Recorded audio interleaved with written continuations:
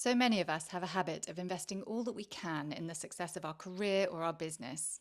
My guest today has researched this phenomenon by interviewing 50 to 60 business owners and coalescing that research into his best-selling book called Emotional Overdraft.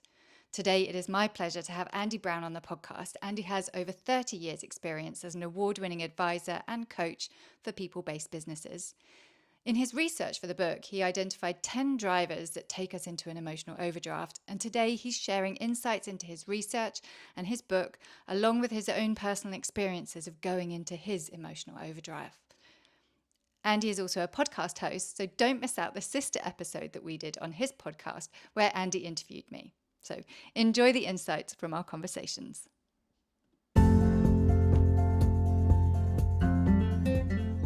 Hey there. Welcome to the Burnout Isn't Necessary podcast, where we delve into the world of stress, burnout, and the science behind it all. Over a decade ago, I faced burnout as a management consultant, experiencing an emptiness that I wouldn't wish on anyone. But here's the truth. My burnout wasn't necessary, and it's not necessary for you either. I'm Hannah Holden, and together with my amazing guests, we share our real-life experiences with stress and burnout. We explore the science behind stress, offering practical tips to help you navigate those challenging moments in life. Our goal? To empower you to prevent burnout from taking over your life. I am passionate about stress mastery and preventing burnout, and I am here to guide you to a more balanced, fulfilling life. So let's go. Burnout isn't necessary, and I'm here to show you why. Thank you for being here, Andy. Thank you for having me, Hannah, and particularly since I've listened to a lot of your podcasts, and recently you were talking about success with less, and I love the idea that I've written it down so I get it right. Your guest Karen said stress degrades the body, and I've subsequently been talking to clients about that, and everyone gets that. And I thought, this is so Hannah's pod. I've got my chance to come on there, sort of stand on the shoulders of giants. So thank you for having me. You're so welcome. Yeah, that's so. I was hurriedly getting ready for that particular interview by getting through her audiobook, and it was one of her doctors who said that to her and explained to her the big picture of the health scenario that she was going through, and explained to her that the cells in our body were not built to float in the chemical melee that stress creates for us. So we were not built to live with cortisol pumping around our system continuously. And when we do live like that, then yes, it degrades every cell in the body. And that was for me, that was like the line of the book that was just like, oh, wow. Yeah. And it resonated with me because when I wrote Emotional Overdraft, the idea of an overdraft is that idea that you go into it. I mean, stress is a good thing sometimes in what it saves us and does things for us. But like an overdraft, you can go into it, use it, it's a great facility, but you can't live in an overdraft. You need to pay it off. It's too expensive. So that's why it resonated for me. And this idea that stress degrades the body, I thought was that's it. That kind of crystallized for me a lot of things I probably could have said in 300 pages fewer, but no. Okay, so let's start with, just so that we're all on the same page, what do you mean when you say emotional overdraft? It's a good question. So an emotional overdraft is when you and I talk about business in the book because that's the space I know, but I think it's a fairly universal issue, emotional overdraft. But I'll talk to it in relation to, sorry, of course my phone went off.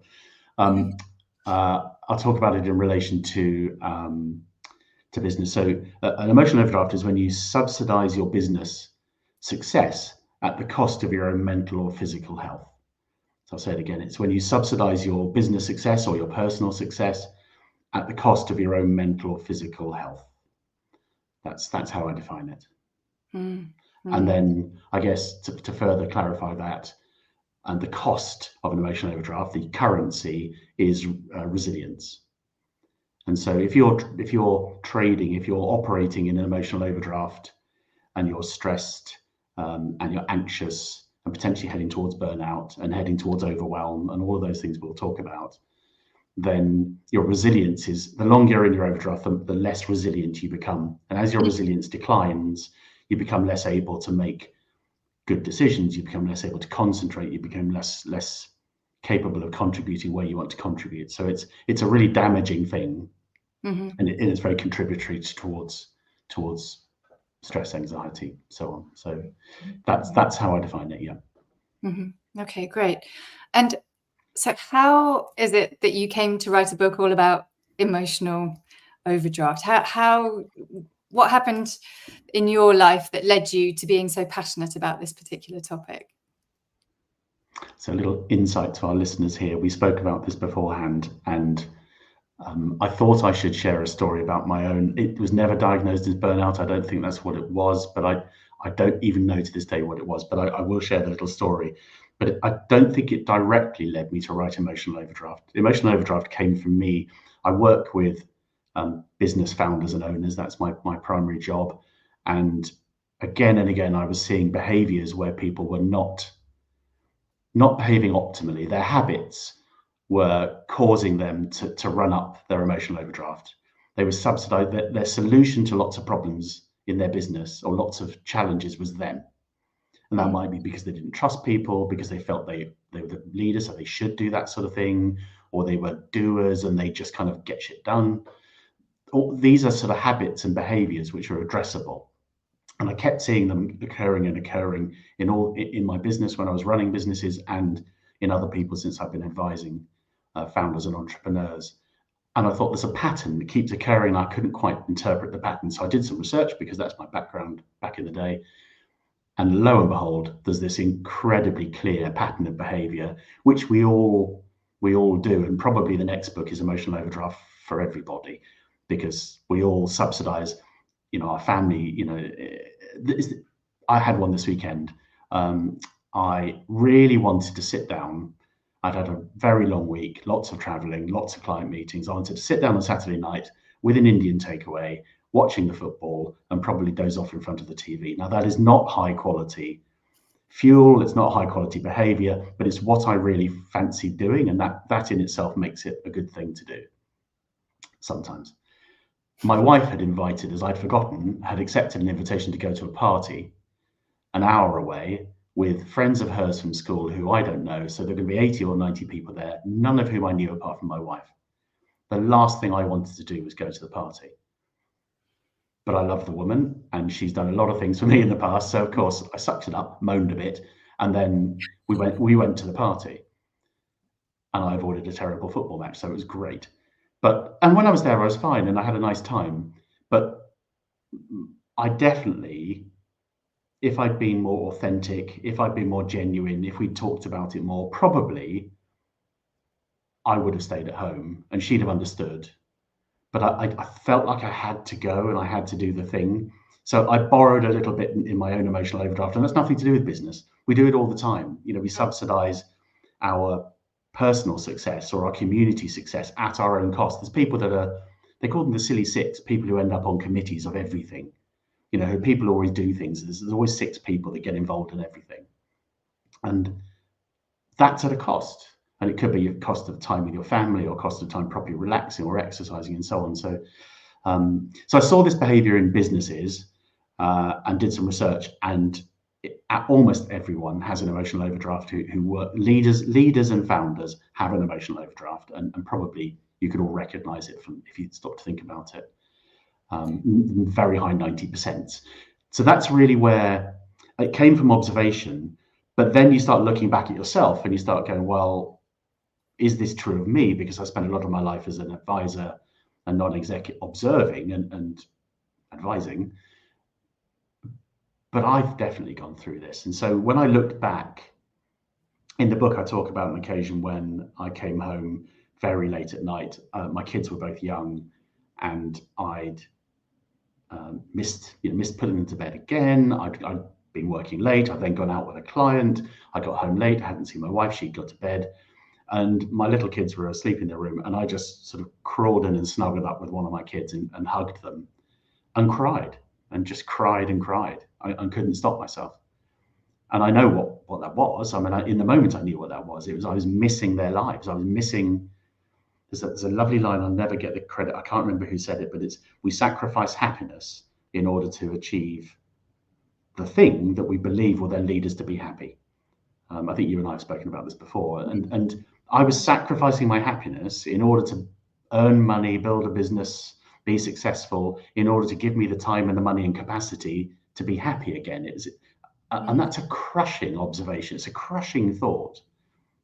But when I sort of rolled back the years and looked at my experience of being deep in an emotional overdraft, and I've run my own advertising agencies on 2 occasions in the past and sold them both, once very successfully and once not at all successfully.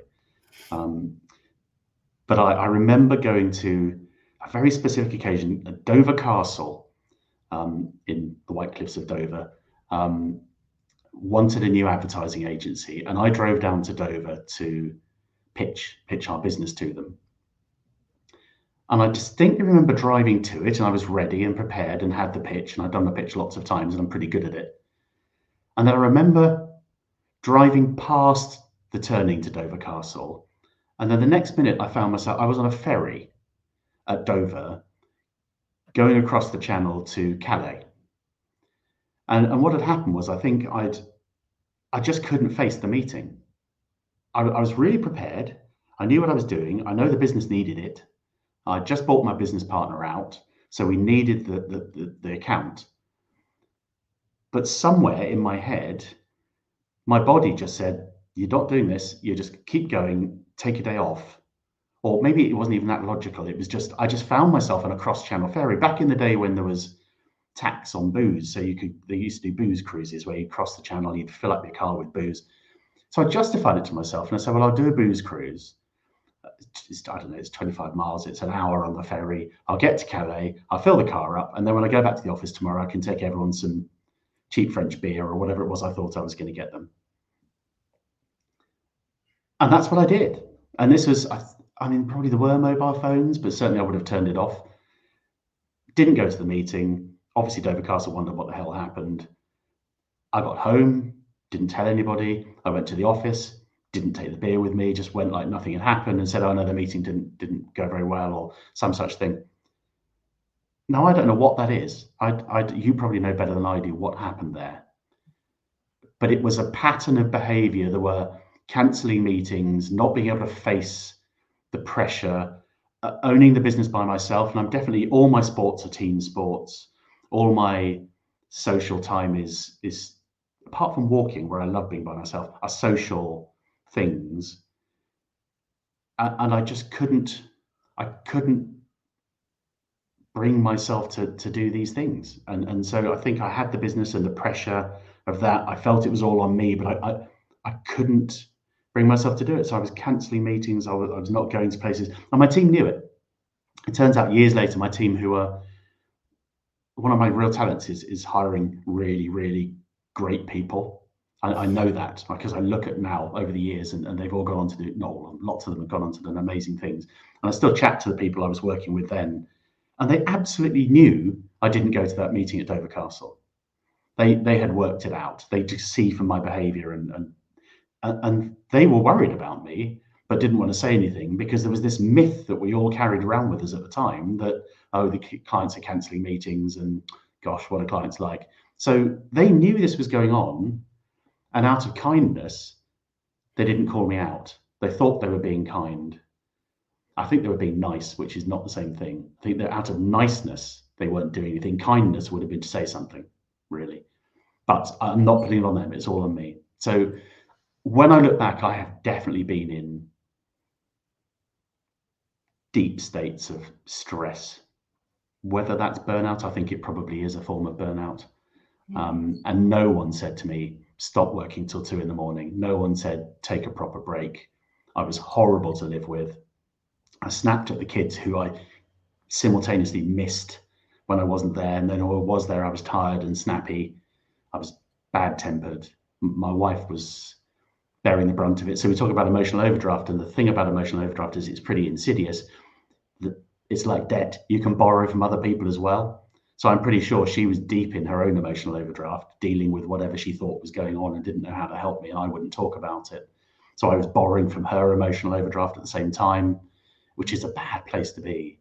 But somehow we got through it, through her immense tolerance, and more or less the business failed. it more or less failed. I sold it technically, but not for very much. And it was really just to maintain the jobs of the people who were working for me, and so there was continuity for the clients. There wasn't really a sale. It was a dash to safety, and a very good friend of mine bought the business, which turned out to be amazing and was a complete.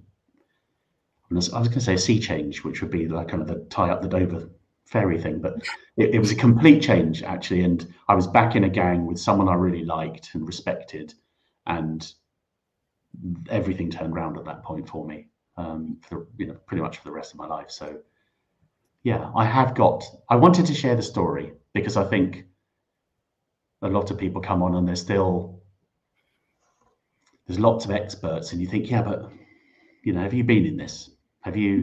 You don't have to have been in it to observe it. I know that, and I never thought I was, but in these sorts of conversations. So thank you for letting me share that. I don't know if that was useful to anybody. Thank you. I think that the more of us who can talk about our experiences, and the more varied those experiences are, and the more varied our backgrounds are, then the more likely it is that somebody's going to piece together that little bit of Hannah's story, that little bit of Karen's story, that little bit of Andy's story. Now I'm beginning to see the bigger picture of what's going on for me. I wouldn't have spotted that I've been cancelling meetings. But, I think that it helps people see nobody's experience is going to be identical to yours, and nobody's is going to be identical to mine. But us having these conversations helps people feel like they're not the only one, because I was convinced I was the only one. And I also didn't understand what was going on with me. And because I didn't understand, I didn't talk to anyone.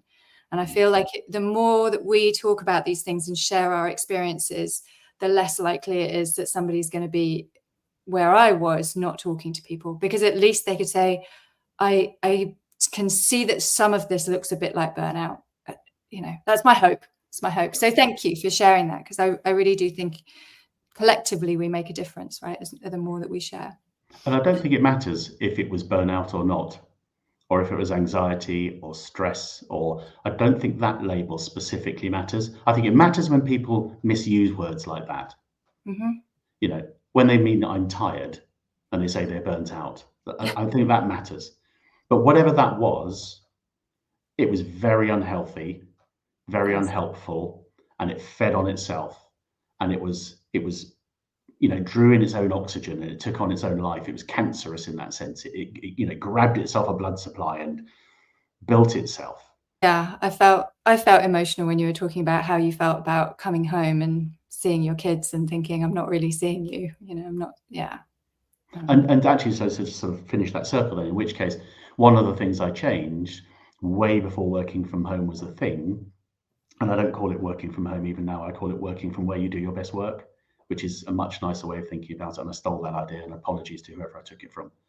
But I decided I was going to work from home more, and I was luckily in a position where I could do that. So this was probably 20 years ago, but I could do that more. And it meant I saw the kids. I could drop them off at school. I could pick them up from school if I wanted to. It meant we played in the garden for an hour when they came home. And then I could carry on working. It utterly changed my relationship with my children and led me to set up my own, not my own first business, but my next business, which allowed me to work from home as well, and became quite successful. So I think the instincts, if you can stop the noise, and if you can stop that kind of cycle that you can get stuck in, and break some habits, which is simple, but which is why I say simple in the book, but it's hard to do. Amazing things can come out of that.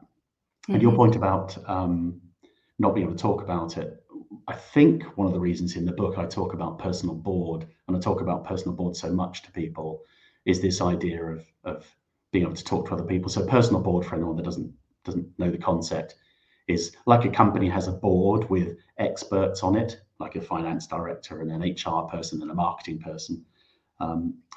You can have a personal board, and that would have someone from your peer group, someone who knows what your job is and how you do it. It might be a mentor, there might be a coach, there might be a fitness coach in there as well, someone whose job it is to, there's an advocate, so someone who really advocates for you. And I love this idea of a personal board. I talk about it all the time, because that group of people knowingly or unknowingly, and I've named mine in my book, but I don't think they all knew they're on my board, are then available to you. And in those moments where you're the dark moments, then you have permission to go and talk to those people. So you don't have to tell them on your board, but I would encourage you to let them know, because almost everyone is delighted to be considered, to have that relationship with somebody else, and that you would canvass their opinion, and just simply talking about it, sometimes just putting it out there. And it's not easy to talk to your friends, and it's certainly not easy to talk to your partner, business partner or life partner, because you feel like you're failing. You might feel, I think I felt like I was failing her badly and failing my kids. And then that gets worse. So then you can't talk about it, and then you get more snappy, and then you get, this is what I mean about the oxygen. It just feeds itself. So a personal board is a lovely idea. And everyone has that capacity to build one immediately because it's already there. So talk to people.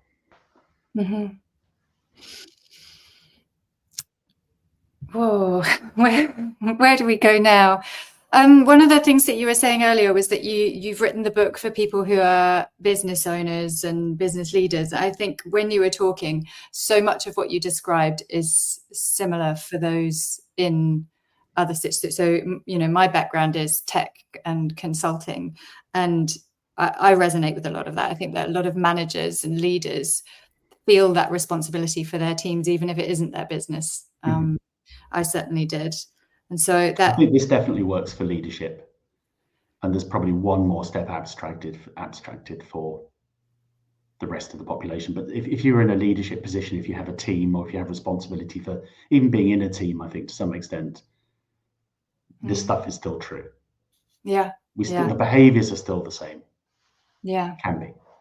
And the other really interesting thing that you were saying was that you were describing your experience over the weekend, and how we all sometimes say yes to something that doesn't necessarily support where we are, but we want to support the other person. And quite a few of my guests have talked about people pleasing and the relationship between burnout and people pleasing. And I'm not suggesting that you were people pleasing, because I think, like you say, you've written a book. I doubt that you would be able to do that if your wife wasn't supportive of the situation. So there's evidence that she's done things for you. And I think, like you said, you had a good time in the end.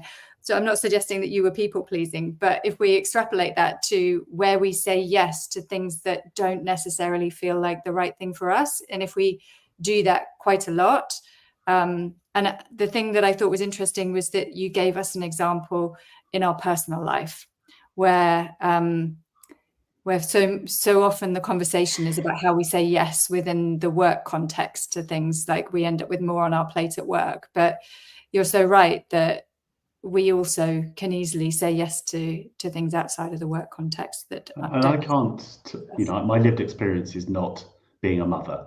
Although I have kids, my relationship to my kids is very different to their relationship with their mother, and that's physiological, and who knows why. But at the time, my wife stopped her very successful career, had the kids, and then restarted it once they went to school. So she deliberately took time out.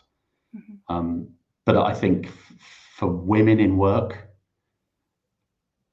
in my case, in relation to the book, and women generally, I think there's societal pressure, there's expectations, there's family pressure and expectations, which I can't talk to.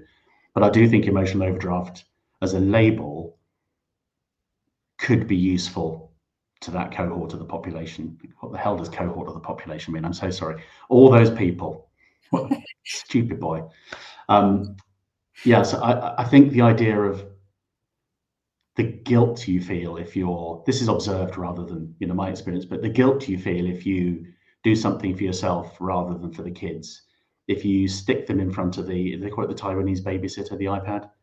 You stick them in front of the iPad instead of spending quality time with them. Your experience of life might be that if I'm not taking them to Disney World every year, then they're not getting I'm taking them camping instead. They're not getting the quality of life they should be getting. If I'm not buying them all the things, if I snap at them, I still feel guilty about snapping at my kids. They're both in their 30s now. And both of them go, what the hell are you talking about? But it still lives with me now. So that as mothers and primary carers, I think that recognizing the emotional overdraft, I mean, this is something I haven't really explored much because I'd like other people to go and explore it. I think it's something that might be valuable, but to recognize that you are sacrificing too much, you are trading in an overdraft emotionally, whereas actually it would be better for your family if you looked after yourself, if you did the things you need to do to be powerful, fantastic, inspirational, the radiator in their lives, all those things you need and want to be. Whereas sometimes I think we just pay it off. It's meant to be difficult. We're meant to neglect ourselves. We're meant to put them first. My husband's working. My partner's working. They're the breadwinner. Those sorts of, there are all the same expressions and behaviors and habits that occur in there. And I think we're at a point where we can now say, hang on. Is this really the best thing? Because the best thing is if you are fit and healthy and looking after yourself and feeling fantastic about yourself, because that radiates out into your kids and they will see that and feel that and mirror that. What you don't want them mirroring is, I'm a people pleaser. You spotted that. I'm absolutely a people pleaser, which is a really bad habit, very bad and hurtful habit. You don't want to see them mirroring the selflessness, the constant selflessness that lots of primary carers exhibit, because it's not the best way to do it. It's not the best way for your kids. It's not the best way. Equally, don't neglect them. But there's that stress, and I think that could be called an emotional overdraft. And so, how do we take all of those behaviours? I mean, I was looking at it in, I've got the book here, but because you write a book and you should remember all of it. There's 50,000 words in this thing, and I keep thinking I feel so guilty for not remembering all of this book word for word. Because I wrote it over 2 years, I edited it 6 times, I've done the audiobook, I should know it inside out, and I still forget what's in it. But the drivers, there are 10 drivers I've identified of an emotional overdraft, and these are within a sort of leadership and business context. But I'll read them quickly out and just see if they resonate from a parent's perspective. If you listen to this, so the 10 drivers or the behaviours are trust or not trusting others, urgency, so it needs to get done quickly, expectation, well, I'm the boss or I'm the parent, so it's expected of me, duty, JFDI, which the publishers insist I call just flipping do it, that sort of doer mentality. I'm just a doer, I get shit done, I'm going to make it happen. Cost, we can't afford any alternative, so it comes back onto me. I'm at a loss, I haven't got any other ideas. Load balancing is it's temporary, so I'll step in and load balance for the moment, because I'm the boss. Empathy, which we can come back to, and self-worth. I feel my sense of self-worth is wrapped up in my job, or it's wrapped up in my family or their success and what people think about them and how well they do at school. Empathy is the one I hesitated on, was because empathy in itself is not a bad thing. Being empathetic is a very good thing, but it can lead you to become a people pleaser. It can lead you to over empathize. It can lead you to be nice and not kind. And there's a real distinction. Niceness is all about you and making you feel comfortable. Kindness is about the other person and making them feel comfortable and loved and seen and heard. So I think that list of the 10 drivers, and that came from the research. So I aggregated all of the responses I got from I spoke to 50 or 60 business owners, and they sort of coalesced into those 10 things. And weirdly, there were 10 things. So there wasn't some kind of brilliant plan, a nice round number of 10. There just were 10 things. But they feel like they work equally well outside of business. I think if probably, what you could see how that would happen too. So I think emotional overdraft is pretty universal. The idea of subsidizing the success of something at your own mental or physical well-being. It's a universal challenge right now. If we hadn't had a pandemic, I'd call it a pandemic. But we've had a real pandemic, so I don't think we should use that term. Yeah. The one that I've been reflecting on recently is I don't see any other option. And I had certainly got myself into a place where, so There were 3 of us at work that specialised in the same area. The other 2 left the business. That left me, and I didn't see any other solution other than me trying to do all the work. A longer term solution, might have been training other people, hiring people. I was not seeing any of that. I just saw that I needed to do the work. And I know that when we're experiencing stress, we don't have access to all of our creativity. We don't have access, that part of the brain gets shut down. Mm-hmm. And so and I was definitely hyper stressed. And so I'm not surprised I couldn't see any other solution. And but I did know how to turn the handle on doing the work. I knew how to repeat the same behaviors. I knew how to step up to the plate and keep going. And so that's what I did. And yeah, so I've been reflecting on that recently, and also how we can access more creativity, and how can we, take conscious steps to reduce our stress, and how that enables us to be more creative and think outside the box. I think that for me at the moment is something that I'm looking into, and I think it's really interesting. And it's one of the less exciting of the 10 drivers. I think it's kind of, but trust, empathy, JFDI are the big one. People go, oh yeah, I can really see that. But at a loss is one of those subtle, quiet, insidious drivers. But you're right. It's a lovely idea that when you're under pressure, when you're stressed, the idea of asking somebody else, of showing the weakness, or feeling like you have to admit you can't answer that question, particularly, you were a management consultant, weren't you? So I know a little bit of your story, and that's a no weakness environment, isn't it? You've just got to deliver stuff. So, skate over for a living. Yeah, precisely. But that idea of asking for help is so important. It's such a vital thing, and it's once you start getting into the habit of that, and this is not a book about changing habits. It's a book about spot that you're in an emotional overdraft. Spot that your emotional overdraft has increased. You're deeper in the debt because of some behaviour. The label itself gives you pause, and I think that label gives you a tiny window of opportunity to go, hang on, so okay, what is happening here? And then you can do something about it, which might be to ask for some help. It might be to delegate. It might be to find other solutions. It might be, all those things. And I think the idea of taking a pause and of just taking a beat, no matter how stressed you are, no matter how much pressure you're under, you have the ability just to take a beat, to break it. And I talk a lot about Rena Loiseau's quote, and who's a quality of mind coach, an absolute game changer for me. The conversation, I can remember where I was when I had this conversation with Rena. We were walking, beautiful, beautiful parkland on a retreat, and Rena was not talking. I think probably, as you could tell, I talk a lot. I was probably talking, but Rena said, your feelings are a measure of the quality of your thinking.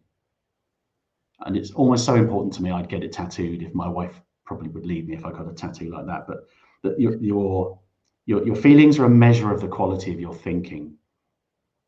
And what she was saying was, if you're feeling something, and it doesn't really matter what it is, and you can get into the kind of detail of that, but if you're feeling frustrated or angry or scared or even happy, but that's something else, or irritated or cross or lost, those feelings, and I'd really encourage people to find words for feelings. Brené Brown, Not a Relative, The Atlas of the Heart, 87 words for feelings, because she says we don't have enough words for feelings. Buy it, read it, absorb a bit of Brené. But if you're feeling that, if you can recognize those feelings, and it's difficult sometimes because you're so busy in the rational, you're so busy in the moment, you're so like, I can't stop, I can't make any sense of this kind of matrix sort of thing that's going on in front of your face. But if you can just briefly pause, think maybe my emotional overdraft is getting worse. What's going on? What am I feeling? Right, I'm feeling cross or irritated or let down. Why is that? Because those feelings are definitely a measure of the quality of your thinking. Mm-hmm. And if you're cross, I used to get quite angry, was one of mine. If you're angry, if I was angry, If I use the word should a lot, that was one of my triggers. I knew I was getting angry if they shouldn't be driving like that, and the kids should be quiet when I'm trying to work, and why the clients should have, replied by now. I knew I was that was my feeling. If you can stop just for a moment and recognize that, you know that you're creating that thinking. The thinking is creating that feeling. Your thinking is creating that feeling. It's conceptually simple. It's really hard to understand. There's lots and lots of writing about it, but you are genuinely creating the environment in which you live in your own brain. You are creating that thought, which is creating the feeling. So the feeling is the clue. It's the big red light going, warning, warning, warning, warning. Your thinking's a bit shit right now. Yeah, I did it. I can't remember which podcast episode it was, but there was a podcast episode. I will put it in the show notes. There was one, I think it was number 11. I've got a list of them up here. I think it was number 11, of how the mind will affect the body, and how it's a bit of the science behind how the brain has a thought, and that gets translated into things that we experience as emotions. But emotions are not these, like, they seem to be treated a little bit, they're not quite like woo-woo stuff, but they're just a bit more out there. They're not kind of material enough. They're not measurable. They're not quantifiable. They're very hard to define. I'm going to spend some time at the front of the book defining the emotions, and all sorts of research. There's people say there are 5 emotions, there are 15 emotions. Brené Brown's got 87.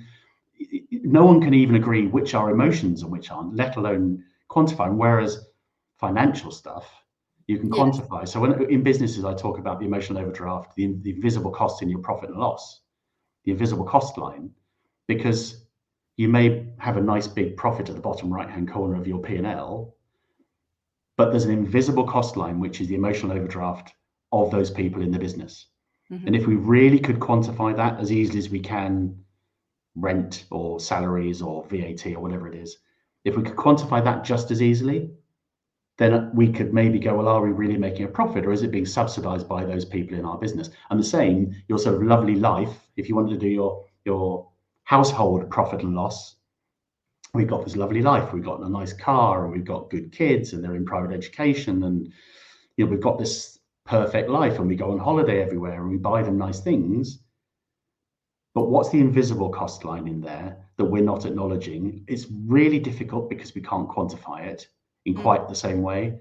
But is there something else going on, or is it genuinely successful, or is there some other cost that we're not seeing? And that's I think a good way of thinking about emotional overdraft. It's this invisible cost line, and it's very, very difficult to quantify. So we can kind of ignore it. You probably have a gut feel of where you are from full. So in the book, I talk about, okay, I mean, it doesn't need to be a book. It could be a piece of paper you could use here.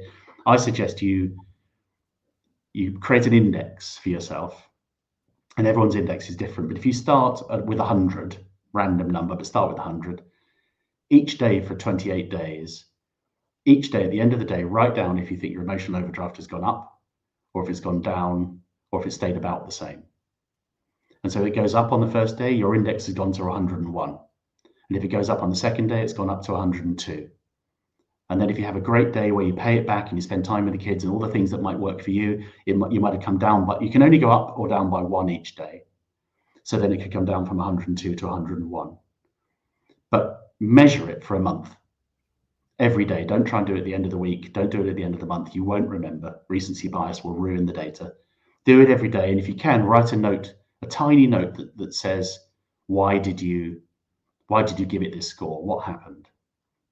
And it's really difficult because you can have some great things happen a day and you can have some awful things happen. So how do you feel at the end of it? But stop and reflect for a minute. And if you find at the end of the month you've gone from 100 to 110, well then in that month, you've continued to draw on your emotional overdraft and add to it. And that's the point where you should be thinking, well, that can't be sustainable. Your resilience will fall, and all the things I've talked about, you hobble yourself as your resilience declines inadvertently. So you need to start doing something about it. You need to think, well, reread your notes and go, well, what are the things that were happening? What are the things that are really driving mine? Do the self-assessment. My sister, who's 2 years younger than me, used to get Cosmo when she was a girl. I don't even know if Cosmo still exists. Cosmo magazine for people not in the UK. And the thing I loved about Cosmo was the Cosmo quiz. And there'd be 50 things to tell you if your boyfriend's cheating, or 50 things to tell you if your holiday romance is going to last forever. There were these amazing yes/no quizzes. I loved them. They were hysterically funny.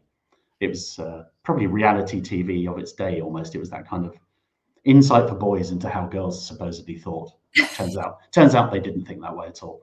But the Cosmo quiz, I invented a Cosmo quiz for the book, but it's around your emotional overdraft, and it helps you work out, of those 10 drivers I listed, where does your emotional overdraft occur most typically. It's not definitive, it's not medically appropriate. I love on your podcast at the end of it, you say, this is not medical advice, this is just for entertainment and something else. I can't remember. Yeah, entertainment education, which is great. And I should really say that on mine but it's not, but as a self-assessment, it's really helpful.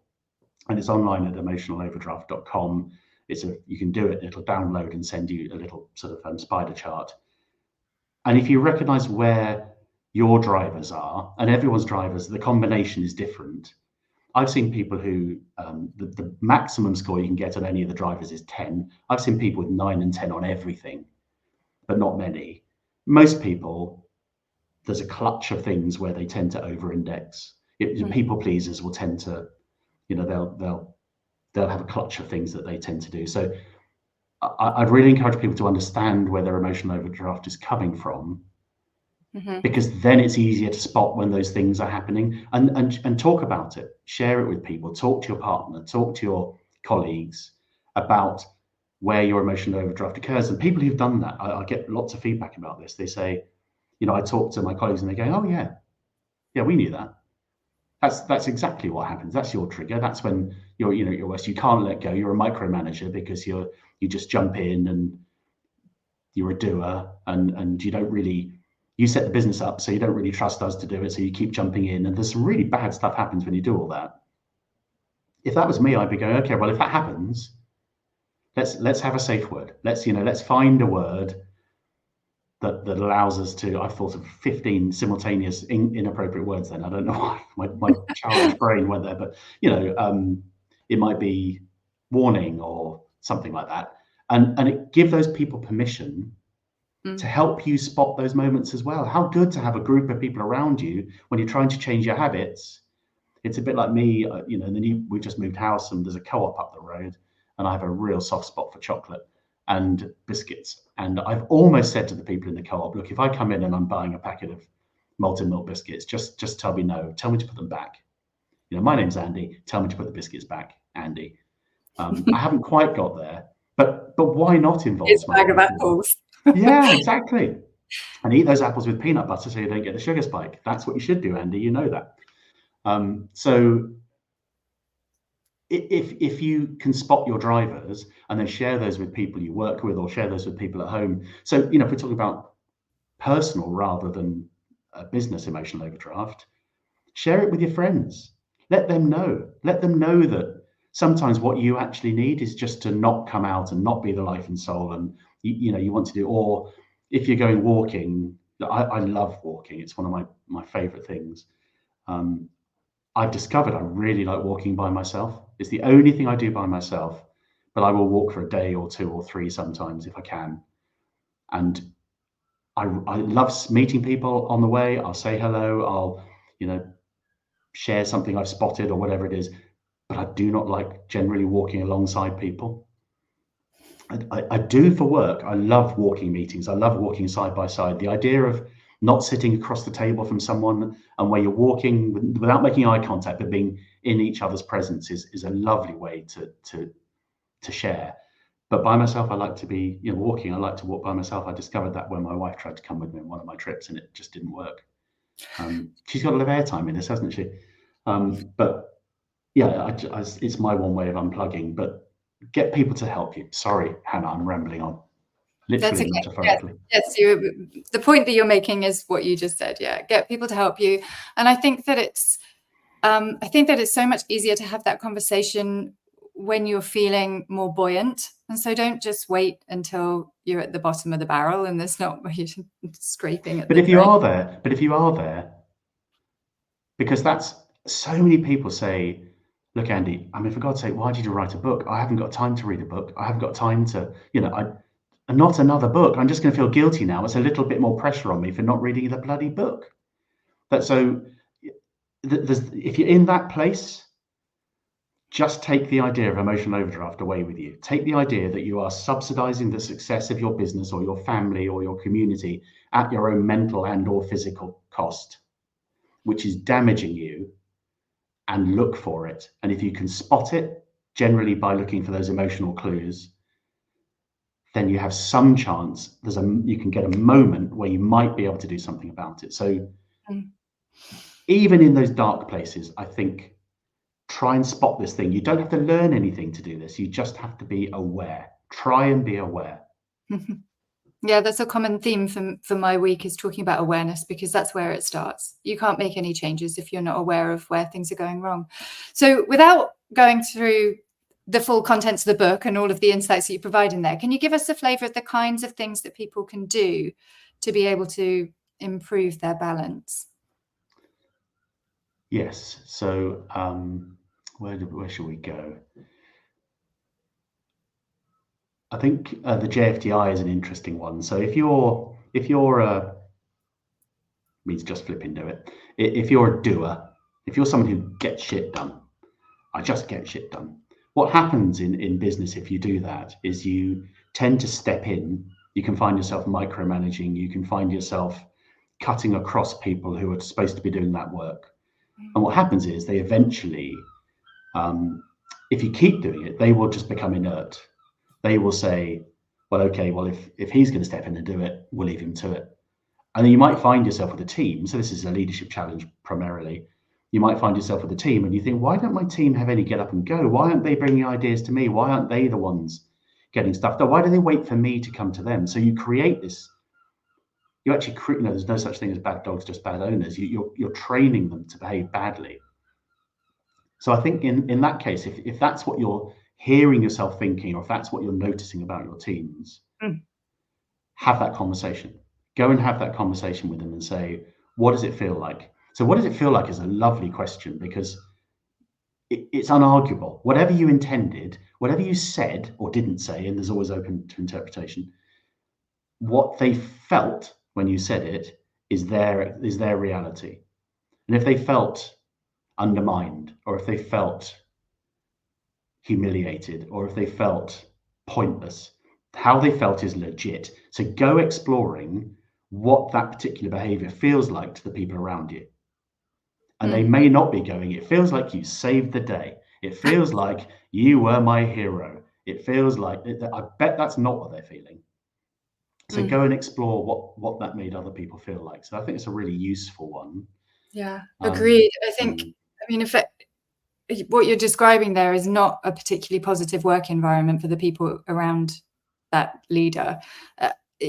People want to do a great job. They want to bring all of their talents and their experiences to work, and you've hired them to do this. So no doubt their skills are relevant to the tasks that they're being asked to do.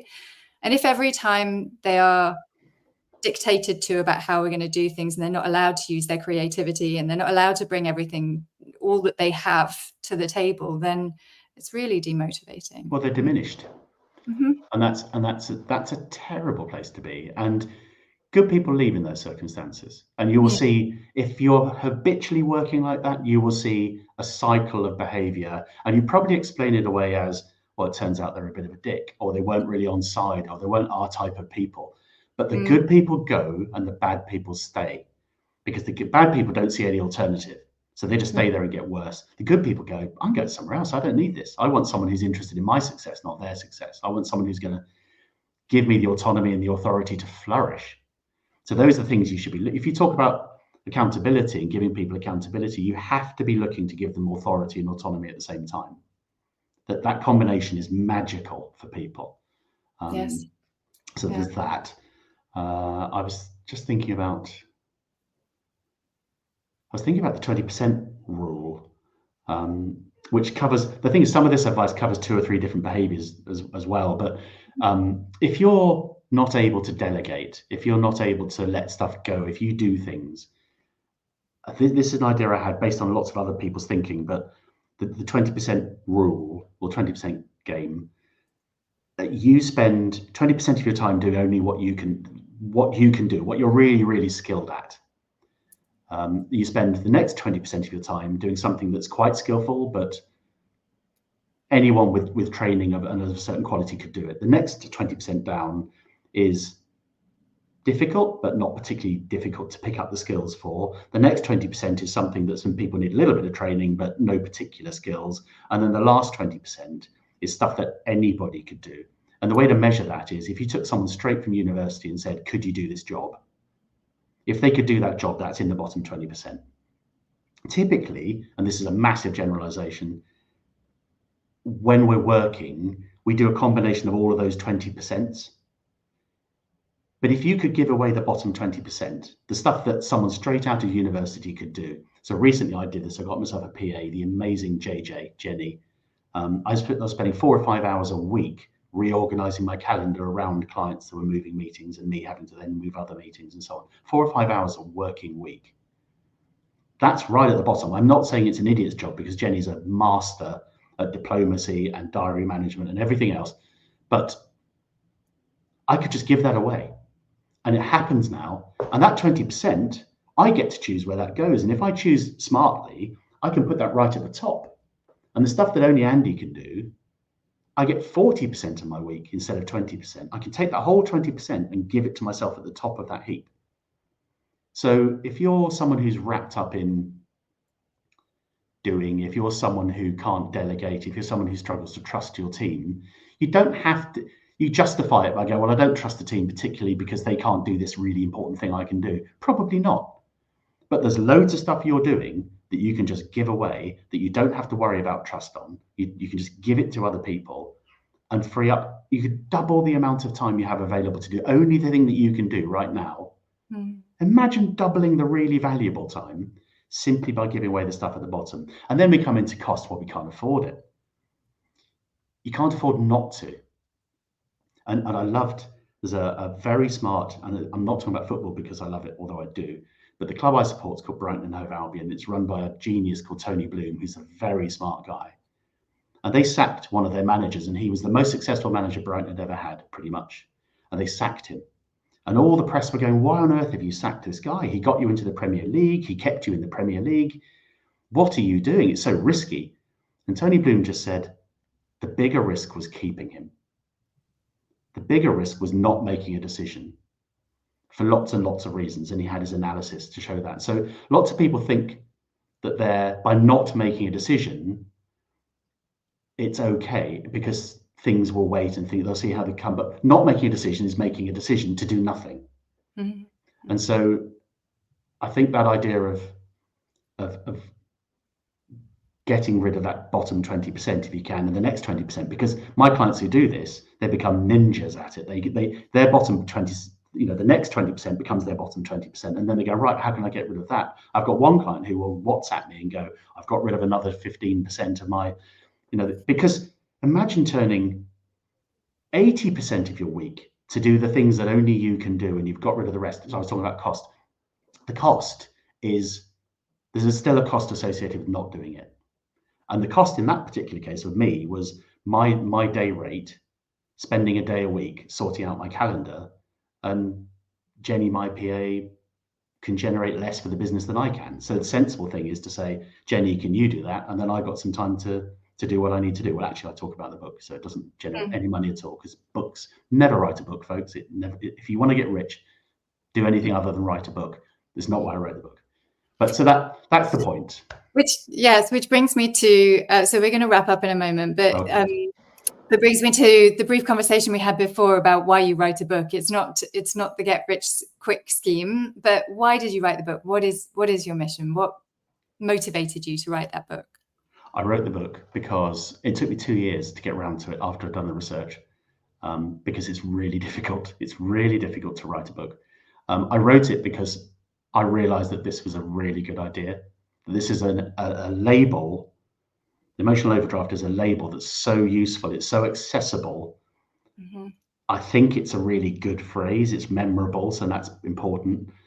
that anyone can use it. So my mission is to get this out there. I will talk to anybody about emotional overdraft because I know it's helping people. I'm getting emails back from people. I had an email the other day from a founder who said she was getting to work and she was locking herself in the toilets and crying every day. I mean, it makes my heart sink just telling you that story. It make just that line, you just think, oh God, I just want to. She said she read the book and she started changing things. It's not fixed, but she started changing some things. And she just sent me an email. She found some time to drop me a note about that. And I think, well, that's why I wrote the book. Yes. That's why I wrote the book, is because it's really, really bloody important. Yeah. That resonates. We're all on a scale somewhere between, well-being and not well-being. And are we heading in the right direction? Are we heading in the wrong direction? Terms like burnout can be a bit binary. Are you in burnout or not? It's not really important. Do you feel good? Are you experiencing stress? Are you going in the right direction? If not, let's get you to go in the right direction. And the biggest issue is that some people, I talked to a guy who's a leader, not an owner of a business, and he was so ill. He was blacking out. He was fainting. He was having anxiety attacks. He was vomiting. He went to the doctor. The doctor said, "You're suffering from massive anxiety," and he said, "No, I'm not." Literally couldn't accept it. Couldn't accept that's what was happening to him. So if you are listening to this and thinking some of this is getting through, but it's not me, be kind to yourself. Take a moment. Think about if you saw all this happening to your best friend, what would you say to them? What would you feel for them? And observe yourself from the outside as if it was your best friend observing you, and maybe just try and be kind to yourself about it, because a lot of people can't even. I don't think I could. Back in the day, it took me years to recognize what was going on. So be really kind and be really observant. Okay. I think that's a really lovely note to finish on. Thank you so much for joining me, Andy. It's been a pleasure having you. Oh, it's been lovely to be here. Thank you, Hannah. Thank you. For more information about Andy's book, check out www.emotionaloverdraft.com. You can also find Andy on social media. I will include all those links in the show notes. Thank you. Thank you for being part of Burnout Isn't Necessary. Our aim is to assist you in navigating stress and preventing burnout. If you found our conversations valuable, please consider subscribing and taking a moment to rate the podcast. Your feedback is essential. I want to hear from you. If you have questions or ideas for future episodes, share them with me. Your input can shape the content that we create. A common question I receive is where to start in managing stress, and everything starts with awareness. Stress impacts each of us in a unique way, and some stress symptoms can seem a little random, so I've created a checklist of symptoms to help you better understand how stress shows up for you. There's a link in the show notes. And a quick reminder, this podcast is presented for educational and entertainment purposes only. It's not a substitute for professional advice. Stay tuned for more episodes, and until next time, take care of yourself.